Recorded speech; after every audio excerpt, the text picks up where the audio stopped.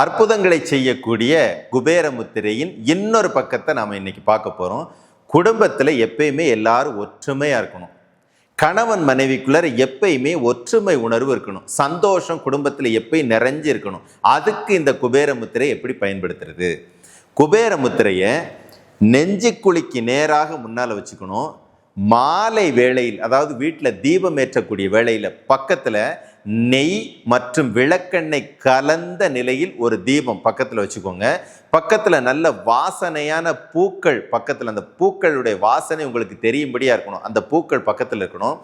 நல்ல வாசனையான தூபம் பக்கத்தில், அந்த தூபத்தினுடைய வாசனை எனக்கு தெரியணும். தீபம், தூபம், பூக்கள் 3 பக்கத்தில் இருக்கும்படியா க்ளீம் என்ற பீஜம், இக் லீ இம், க்ளீம் என்ற பீஜத்தை 15 நிமிஷம் சொல்லி பாருங்க.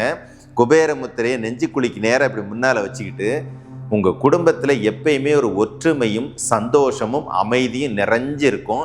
கணவன் மனைவிக்குள்ளார எப்பயுமே ஒற்றுமை உணர்வு இருக்கும், சந்தோஷம் இருக்கும். குருவே சரணம்.